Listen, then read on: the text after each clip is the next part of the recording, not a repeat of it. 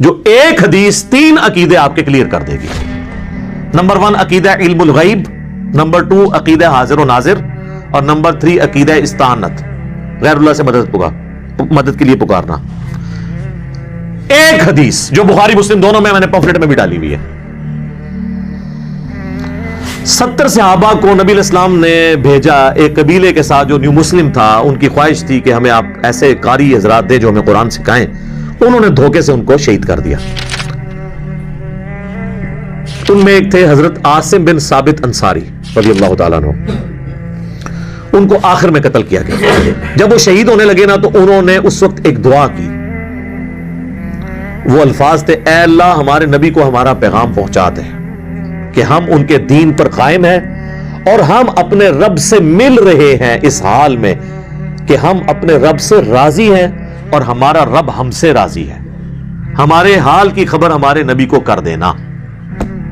اور صحیح بخاری کے الفاظ ہیں، نبی علیہ السلام مسجد نبی میں بیٹھے ہوئے ہیں اور آپ علیہ السلام پہ غم کی کیفیت ہے اور آپ کہتے ہیں کہ تمہارے ساتھیوں کو ظلمن شہید کر دیا گیا. دھوکے سے لے گئے تھے قرآن کی تعلیم کے لیے اور راستے میں مار دیا. تو اور بخاری مسلم میں آتا ہے نبی علیہ السلام نے کتنے دن تک قنوت نازلہ بھی پڑھی تھی 70 قاریوں کے قتل ہونے کے اوپر. یار اتنی محنت سے 70 بندے تیار کیے. یہ اس زمانے کی بات ہے جب چند گنتی کے لوگ تھے جو حضور کے ساتھ تھے، تو اس میں 70 تو بہت بڑا فکر تھا. تو تمہارے بھائیوں نے، مجھے جبرائیل نے خبر دی ہے کہ تمہارے بھائیوں نے مرتے مرتے یہ دعا کی ہے کہ اے اللہ ہمارے نبی کو ہمارے حال کی خبر کر دینا. ہم اپنے رب سے مل رہے ہیں اس حال میں کہ ان کے دین پر قائم ہے، تاکہ ہمارے نبی کو تسلی رہے کہ ہم نے آخری وقت تک حضور کا دین نہیں چھوڑا. اتنی بڑی آزمائش میں ایک ایک بندہ ہماری آنکھوں کے سامنے قتل ہوا ہے اور آخر میں مر رہا ہوں اور میں بھی اپنی جان دے رہا ہوں، لیکن حضور کے دین نہیں ہم نے چھوڑا. ہمارے نبی کو ہمارا یہ پیغام پہنچا دینا. اور اس حال میں کہ ہم اپنے رب سے راضی ہیں اس تکلیف میں بھی، اور ہمارا رب ہم سے راضی. وہی یا ایتھا النفس المطمئنہ ارجعی الی ربک راضیۃ مرضیہ فادخلی فی عبادی وادخلی جنتی. تو نبی علیہ السلام فرماتے ہیں کہ جبرائیل میرے پاس آیا، انہوں نے مجھے یہ خبر دی ہے. سر اس حدیث سے یہ پتہ چل گیا کہ نبی علیہ السلام جب دنیا میں بھی موجود تھے اس وقت بھی صحابہ ڈائریکٹ رسول اللہ کو مدد کے لیے پکارتے نہیں تھے، بلکہ کہا اے اللہ ہمارے نبی کو ہمارا پیغام پہنچا دینا.